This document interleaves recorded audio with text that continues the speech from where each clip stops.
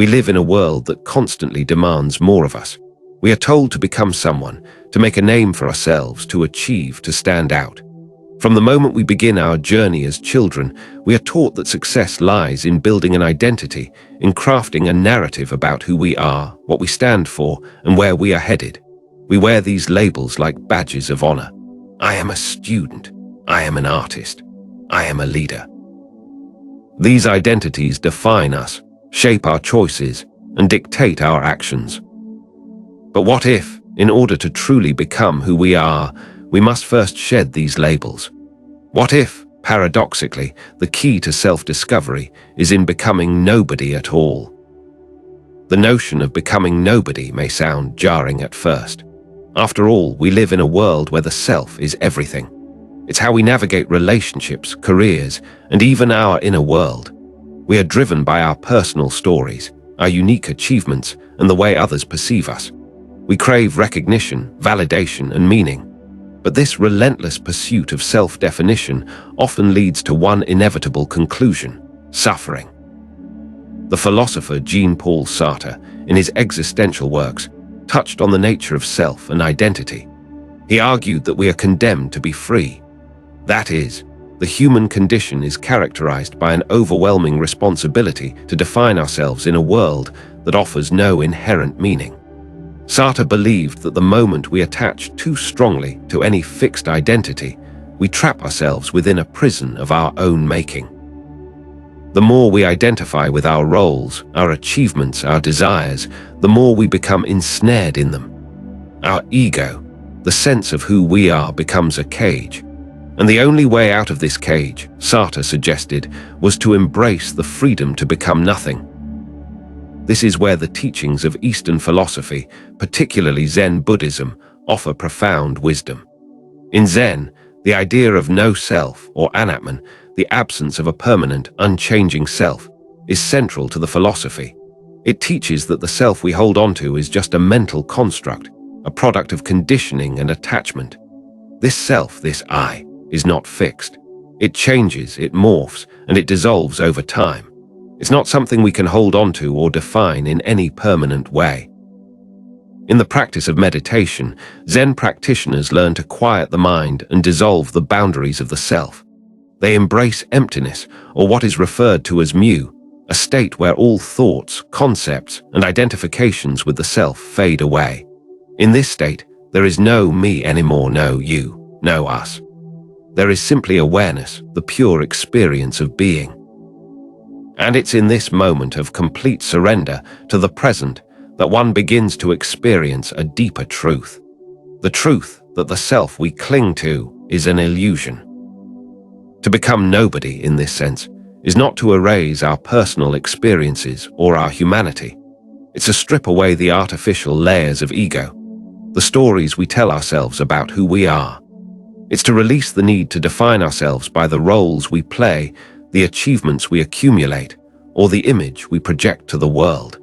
It's to let go of the constant need to be someone, to be recognized and validated, and instead find peace in simply being. And this, paradoxically, is where true freedom lies. But why is it so difficult for us to let go of the self?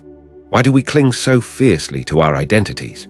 The answer lies in the nature of the ego, which the philosopher Carl Jung described as the conscious mind's identification with the individual self. The ego, according to Jung, is not inherently bad. It serves a necessary function in our day-to-day lives.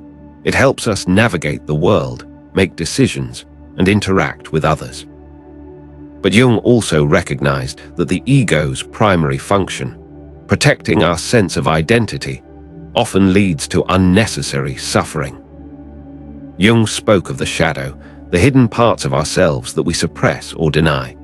These shadow aspects are often the parts of us that do not fit into the image we want to project.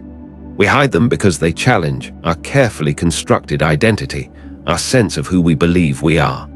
The ego's job is to protect us from facing these uncomfortable truths, and in doing so, it creates a false sense of security. But this false security comes at a cost. The more we invest in the ego, the more we create a rigid sense of self that limits our growth and keeps us stuck in patterns of fear, pride, and defensiveness. This is where the idea of ego death comes into play. Ego death is not about annihilation. It is about transcending the limitations of the ego and seeing the world beyond the narrow perspective of me and mine. It's a process of self-realization in which we let go of the false stories we tell ourselves about who we are.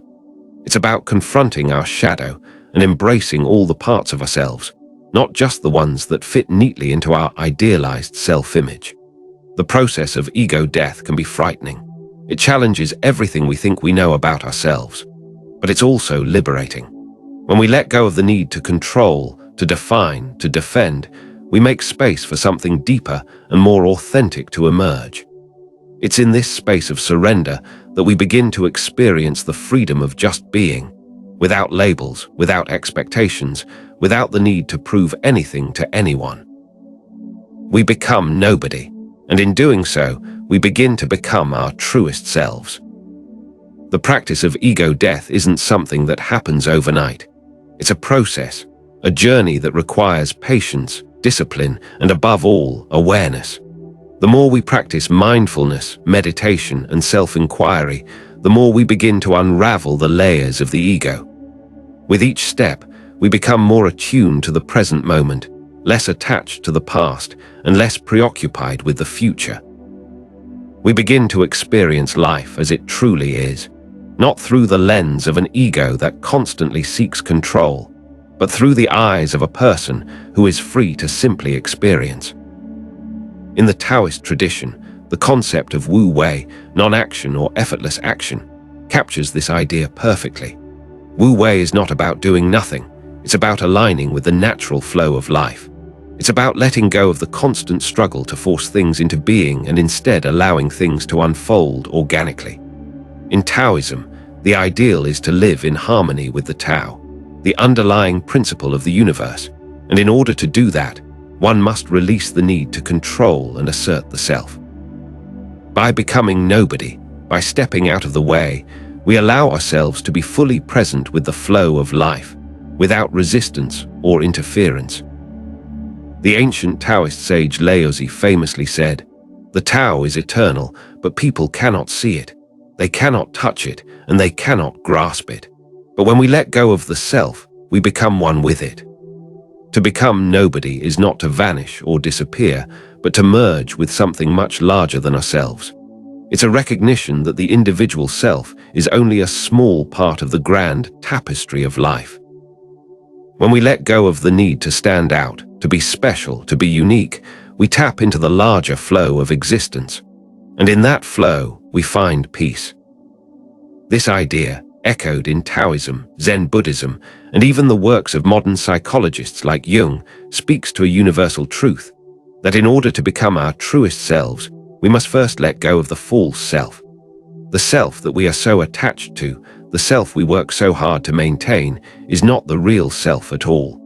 It's a creation of the mind, a mask that we wear to navigate the world.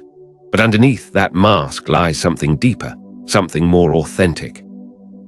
So, how do we begin to dismantle this false self? How do we start the process of becoming nobody?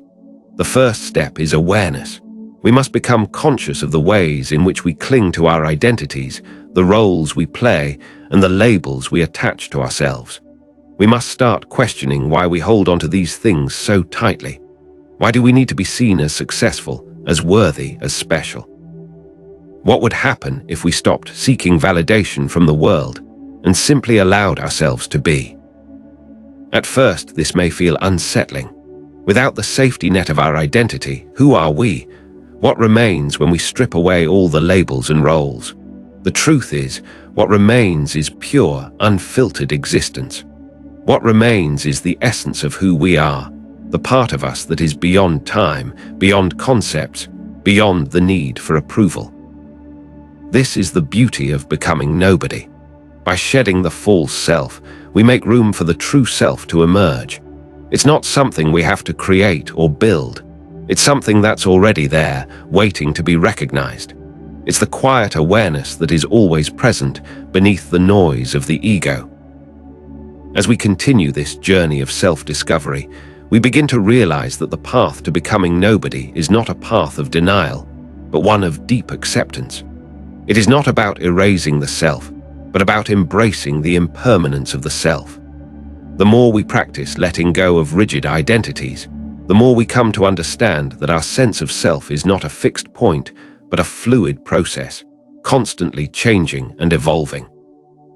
In this sense, the nobody we strive to become is not a void or absence, but a state of pure potential, open, receptive, and alive. Eastern philosophies like Buddhism, Taoism, and even Advaita Vedanta suggest that the self is not something we can possess. It is not a thing to be acquired or protected. It is a temporary, transient experience. The concept of emptiness or shunyata, central to Buddhist thought, underscores this truth. All things are empty of inherent existence. Our identities, our ego, our desires, even our suffering, are empty of permanent, unchanging essence. They arise, they change, and they dissipate, like clouds passing through the sky. By recognizing this impermanence, we free ourselves from the trap of attachment.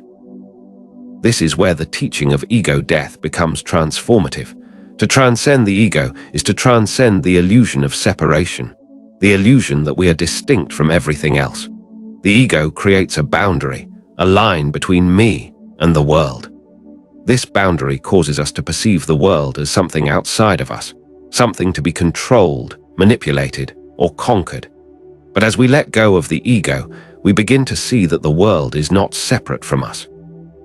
We are not isolated entities, struggling to make sense of a chaotic universe. We are part of the flow of life, part of the great dance of existence. The philosopher Alan Watts was deeply influenced by Eastern philosophy and spoke frequently about the illusion of the ego and the interconnectedness of all things. He often referred to the ego as a mask we wear, a social construct that keeps us trapped in a limited, fragmented view of reality. Watts suggested that when we drop the mask, we realize that we are not individuals existing in isolation, but expressions of a greater cosmic process. The more we identify with the ego, the more we experience a sense of disconnection and separation. But when we let go of this false self, we become more attuned to the larger whole. As Watts said, the ego is an illusion, a veil over the real self, which is not separate from the universe but part of it. This realization brings us to an important question. If the ego is an illusion, then what is real? What remains when we let go of the stories we tell ourselves, the labels we attach to our identities, the roles we play? The answer lies in the experience of presence. The true self is not a concept or an idea, but a direct, unmediated experience of being. It is the awareness that is always present, even when we are lost in thoughts or caught in the grip of the ego. This awareness is not separate from the world. It is the world. It is the consciousness that allows us to experience life as it is, without the filter of judgment or expectation. The practice of meditation, in both the Buddhist and Taoist traditions, offers a powerful means to access this awareness. Meditation teaches us to quiet the mind and observe the flow of thoughts without attachment. By doing so, we create space for the self to dissolve, for the ego to fade away. In the silence of meditation, we encounter the vastness of our true nature, an unbounded presence that is not limited by time, space, or form. In this space, we no longer need to be somebody, because we realize that we are already everything. This sense of interconnectedness is not limited to spiritual teachings. It has been explored in modern psychology as well. Carl Jung, who explored the depths of the human psyche, spoke of the idea of the self, not the ego, but the totality of our being. The self, according to Jung, is a transcendent wholeness that encompasses both the conscious and unconscious aspects of our psyche. It is the unification of the fragmented parts of ourselves, the parts we often hide or deny. The process of individuation, which Jung described as the integration of the unconscious into the conscious mind, is essentially the process of becoming whole. This wholeness, however, is not defined by the ego. It transcends it. It is a state of being that exists beyond the narrow confines of self-identity. This is where the journey of ego death and self-realization converge. When we let go of the ego, we cease to define ourselves by limited, external measures. We stop identifying with fleeting experiences, with achievements, and with the roles we play in life. We begin to see ourselves not as separate from others, but as part of the larger, interconnected web of existence. We realize that the nobody we become is not an absence, but a space of boundless potential, a space where we are free to simply be, without the need for validation or recognition. In this way, ego death is not the end of who we are, but the beginning of who we are meant to become. It is a return to the pure state of being that existed before the ego was formed. It is the rediscovery of the original nature of the self, an untainted, unconditioned consciousness that is whole, complete, and at peace. This process of shedding the false self and embracing the true self is a journey of liberation. It is a journey of returning home to our truest nature, to the essence of who we are beyond all the labels and roles. Socrates, the ancient Greek philosopher, once said, "Know thyself." But what does it mean to truly know oneself?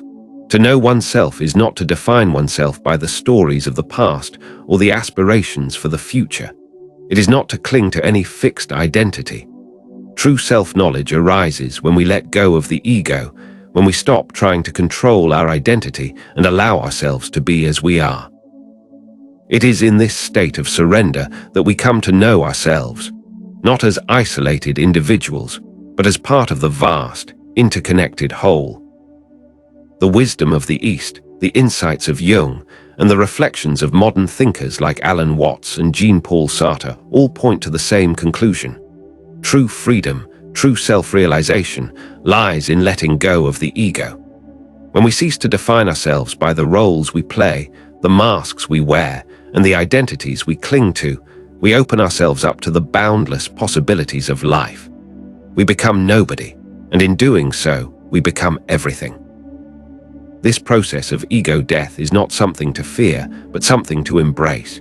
It is not the loss of the self, but the transformation of the self. It is not about annihilation, but about transcendence, the transcendence of the ego and the realization that our true nature is not limited by time, space, or identity. In letting go of the false self, we allow the true self to emerge, and in doing so, we discover that we are not separate from the universe, but an integral part of its unfolding.